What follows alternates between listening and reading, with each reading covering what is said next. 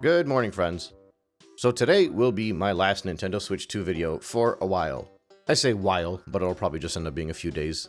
Not because I think the boycott failed, not even because I think the Switch 2 is going to be a resounding success, but because, well, there's nothing to talk about, so I don't want to just pull anything out of thin air and talk about it. It's been a crazy week. Obviously, it's the launch week of a new console. A lot of news was coming out left and right, so I had a lot that I wanted to say. Well, now, 1 week removed from launch, it's probably going to slow down. But rest assured, this is not a waving of a white flag. Not yet. I do want to talk a little bit about the channel going forward, but I'll do that at the end because I think that most people clicking on this video are more interested in the 1 in every 3 people buying the Switch 2 thing. So, Famitsu Sales has published their numbers leading up to June 8th, which would be the first 4 days of the Switch's launch. I believe it comes out to just under 950,000 units sold for the Nintendo Switch 2. That would be roughly 27-ish% of the entirety of the 3.5 million Switch 2s that were sold in the first 4 days. Although, technically they said it was over 3.5 million, so the best we can do is estimate that percentage. So that would be a little less than 1 in every 4 people, and obviously not quite at 1 in every 3 people. But number one, they don't include the Amazon sales, if I'm not mistaken, at Famitsu Sales anymore. And I don't know what data is real anymore, but I remember there were like pre-orders of 60,000 units or something like that. That's negligible, but that could take it up to that million mark. What's more specific is the My Nintendo Store numbers are not included with Famitsu Sales. So realistically speaking, with the My Nintendo Store numbers, it's going up to that 1.2 million that everybody was talking about, which would settle it at 1/3. So at minimum, it's like 1 in every 3.5 people. Regardless of how those numbers come out, regardless of what kind of records they break, there is one thing that seems to be pretty certain is that the Switch 2 has broken all records in Japan. It's broken records elsewhere too, but it's broken records in its home turf. So this is obviously good for Switch fans, because this means that third-party publishers are more likely to make better games for the Nintendo Switch 2. Historically speaking, that's kind of how it worked. But again, you never know. They don't always treat Nintendo as fairly as they should. The thing is, as far as Boycott is concerned, I kind of alluded to this yesterday, but the idea that 1 in every 3 people have purchased the Nintendo Switch are from Japan is a pretty low ratio. With the Nintendo Switch 1, it was closer to 1 in every 5 in that opening month. I don't believe they had released data on the launch weekend for everybody except for Japan, so I can't really say what happened, but I know that the Japanese numbers ended up doubling over the course of that month, because it started off at 300k, and by the end of the month it was at 600k. But yeah, since we know the global numbers for the Nintendo Switch 1 was at roughly 2.74 million, 600,000 of that was Japan. So if you were to do the math and extrapolate it out, and Japan sold at the same ratio that it was selling with the Nintendo Switch 1, you're looking at around 2.8 million units sold in the launch weekend, which is still a record, but again, global records for launch sales are always how much supply you can stockpile. So Nintendo did a very good job stockpiling. That's what this tells us. Prior to the launch, if I was to tell you, do you think that the first 3.5 million Switch 2s would sell immediately? You would say yes. Whether it was in the first week or whether it was in the first 3 weeks, whenever they go out to the stores, they're going to sell immediately. Although, I don't know how you define immediate if people are buying it the next day, but that's besides the point. This will continue, probably to like, I don't know, 10, 15 million? Whatever the early adoption rate where people finally stop buying it as soon as it gets to the shelves. For the PS5, it lasted like 2 years, which was over 20 million units. So that can give you an idea. I don't think the Switch 2 will be that in demand, but not as an attack against the Switch 2, but we're not in a pandemic anymore. There's not like chip shortages and supply shortages. People have less time now than they did when they were stuck at home. So for that reason alone, I don't think the Switch 2 will fly off the shelves that easily. PS5 was realistically an anomaly and not the norm. But I think there are some very valuable lessons for this. First, I mentioned that the Japanese version of the console was cheaper. Now, I couldn't quite elaborate on that because I had so many other things I've been talking about, but the idea that the Japanese console is cheaper is not as big of a deal as many people may think on the surface. Normally, we Americans get the good deal. We're like, we get the cheapest one, and then people with a different currency, they're the ones that gotta pay for it. Look at the people in Canada, or a lot of the Scandinavian countries are paying a crap ton for the Switch 2. But in this case, due to like the wacky world of economics that we live in now, the Japanese currency is getting a lot more taken into consideration so that it can be sold at the price that they would expect is normal.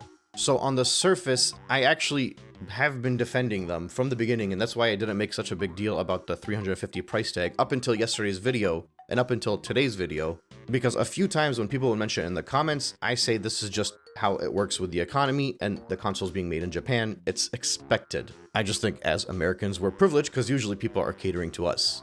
But there is still a bias here.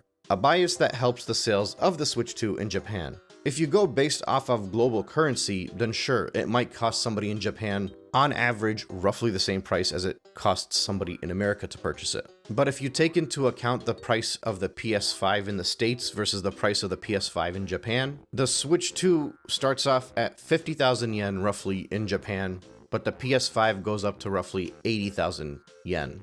Now, there is an expensive version of the Switch 2 that is sold in Japan as well, and that goes close to, I believe, 70,000 yen, which is about 10,000 under the PS5, obviously. But that more expensive multi-language version of the Nintendo Switch 2 is only available in the My Nintendo store, which is not included in the Famitsu sales numbers. So we can say close to 1 million, realistically more than 1 million, but close to 1 million of all Nintendo Switches sold in Japan were at that cheaper price point. So in the States, when you look at the price of the Switch 2, you look at it and you see the price of the PlayStation 5. That's what you're buying it for. In Japan, when you look at the consoles out there available, it is much cheaper than the competition, which is what's to be expected. They quadrupled the sales, roughly, of the Nintendo Switch 1 on launch. Largely because of availability, because if they had more, they would have done even more than that, I think. Seemingly everywhere else in the world, they've doubled it at most. Again, because of the endless supply that they've shipped out. If the rest of the world had the Switch 2 launch with a price that much cheaper than the PlayStation 5, the entire world would have tripled their sales. Now, the PS5 only went up in price recently, 8 months ago. Prior to that, however, you were still looking at 66,000 yen. So even if we don't account for that price increase that happened, that was a massive jump, that means that the Switch 2 over there is priced at 75% of the price of the PS5 before the increase in price. We're talking if that same type of ratio was here in America, we'd be paying close to 340 bucks. So while yes, it is expensive in Japan, it's more nuanced than just simply being like, well, it's this much percent of somebody's rental income here and this much percent of somebody's rental income there. Things cost a different amount in different countries. People are willing to pay more or less on specific items throughout the world. That's always been the case. Try to mail something in Canada and then try to mail something in America, and you'll see how much more expensive postage stamps are, for example. But there are prices for games, there are prices for consoles, and those prices are what people expect to pay in the countries they live in.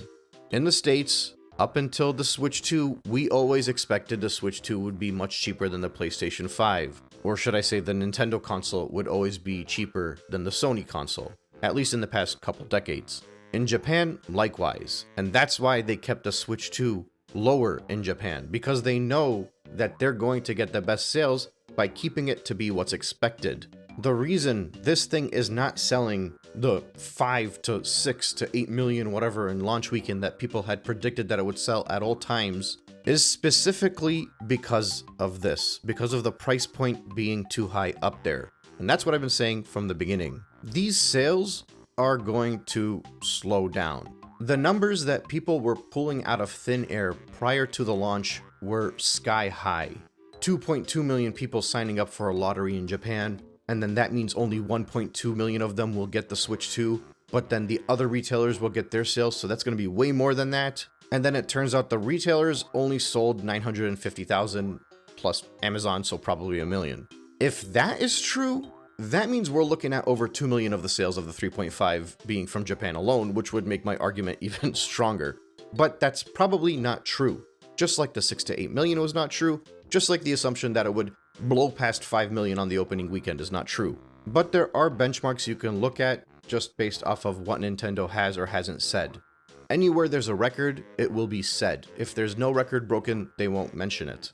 And it's not to say that the records haven't happened yet. It might be the best opening launch weekend in the United States too, for example, but we don't have the data for it yet. But the PS4, I think when they broke the record, it was mentioned within 24 hours. So again, they might say it. They might say that the Switch 2 had the best launch, but that's all kind of irrelevant at this point. At this point, it is a waiting game. It's to see how well this thing sells moving forward. It's to see if the demand is able to continue moving forward. By selling this many units this early on, it psychologically generates a ton of hype for it, because now you're like, oh, record breaking. Everybody's buying this thing. I'm gonna go get it too. And no, this is not me being like, mwahaha, you know, Nintendo's trying to fool us into having a lot of stock. No, I'm just saying psychologically that's what happens when people see these words. But at the same time, do not expect the momentum to stay the same unless Nintendo has stockpiled like a quadruple amount already waiting to ship out.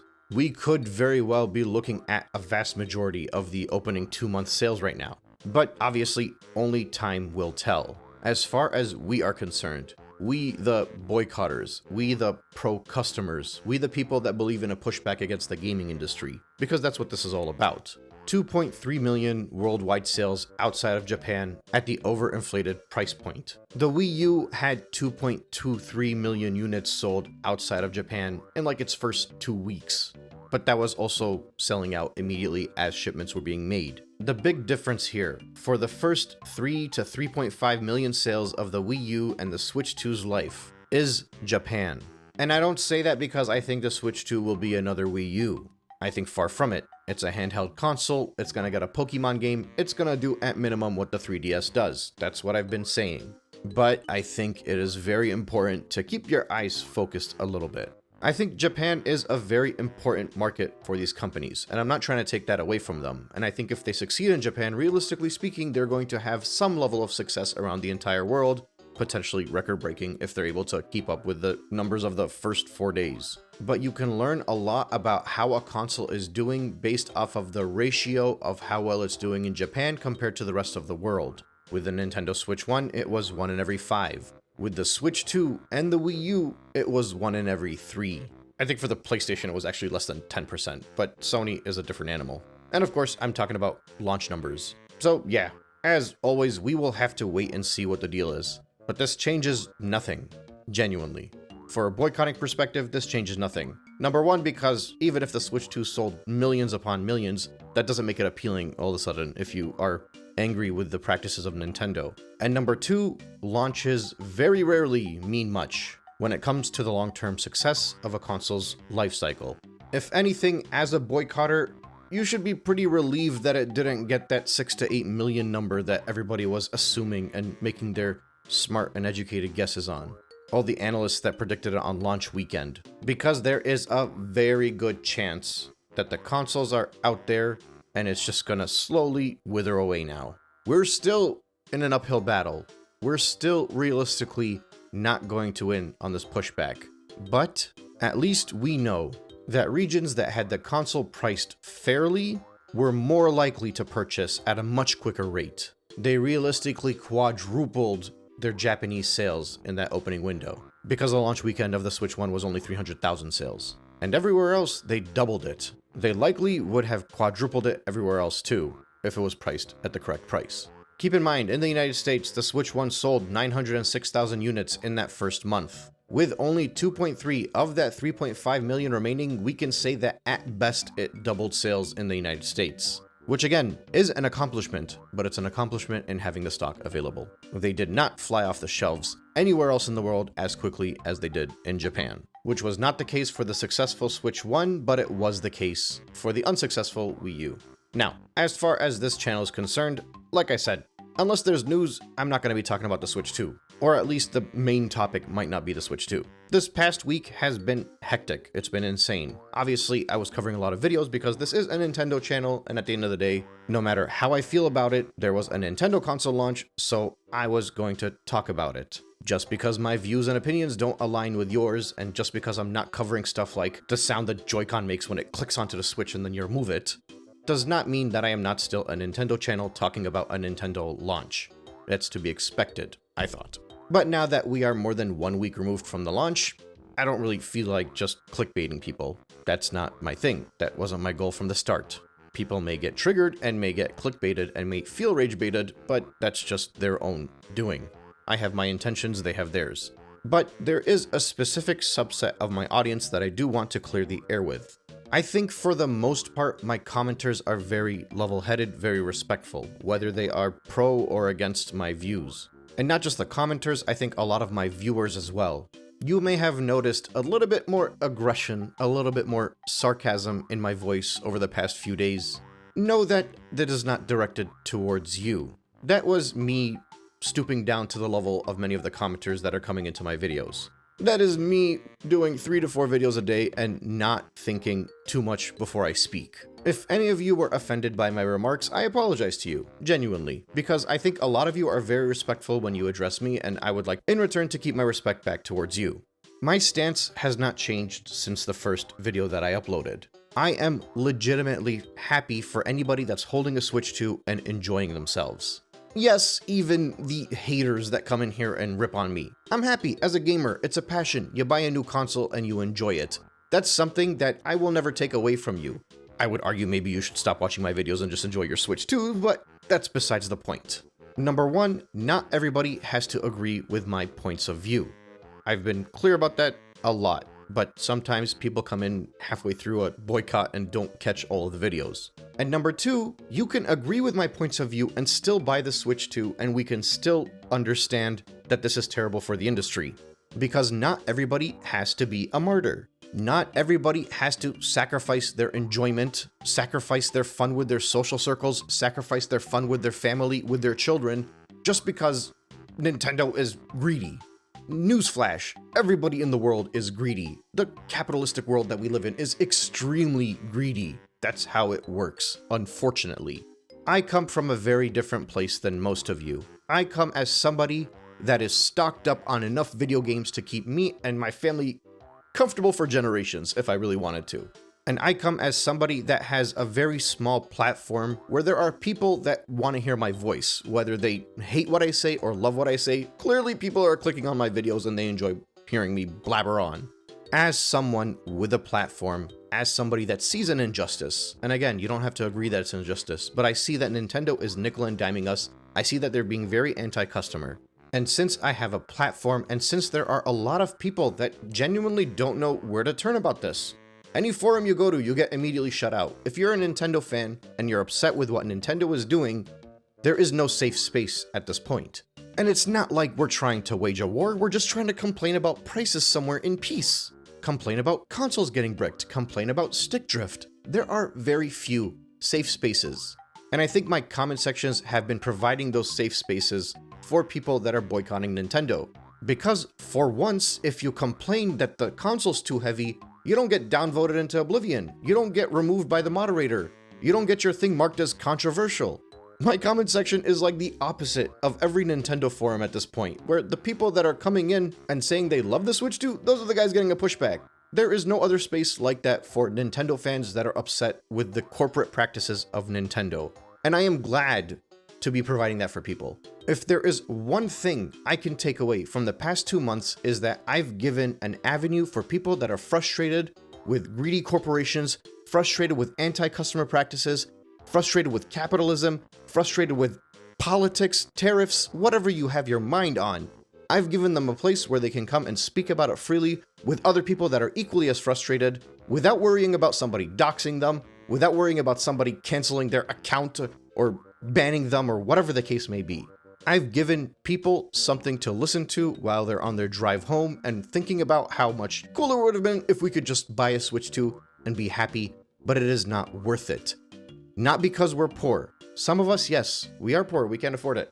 But not because all of us are poor. Some of us do not want to get ripped off, and some of us do not want to continue to get kicked around. I am fairly thick-skinned by nature. I will not get hurt because of a video game or because of a random thing a stranger said online. I'll get worked up, but it's all part of the fun. If anything, I am a troll that enjoys that stuff because I grew up in a very toxic lifestyle. We got a lot of brothers, man. We have a lot of fun with each other. Let's just put it that way. I work my job. I work from home. I'm an engineer. I've mentioned that to a few people. This is my hobby, and it is not as big of a moneymaker as you guys think it is. I don't do this for the money. I do this for the enjoyment that I get out of it. If this was for the money, I would be showing you guys all of the sponsorship offers that I've gotten for all of the fun little Switch 2 accessories that these companies on Amazon think that I want to advertise for people to buy for the Nintendo Switch 2. Do your research, folks. I am willing to take sponsorships, but not for something that I'm boycotting. Okay, sorry. Anyway, so yeah, I'm usually at work. I get a little bit of a break, I take out the microphone, do a quick video, upload it, go back to work. That's most of my life. After that, I'm playing with kids. I don't know what you guys think I'm doing. I got little babies running around.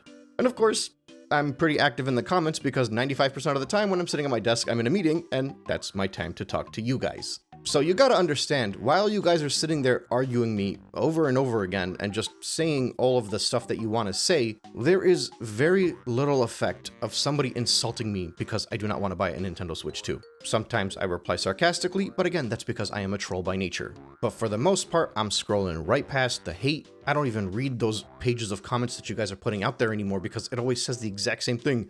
Oh, you're a grifter. Oh, you're a copium. You used to like Nintendo, and then you saw that you were getting more views, so you made more views about hating Nintendo. Like, yeah, you guys have said it. I don't care. Like, this is a hobby. You gotta understand that you're not doing anything to me.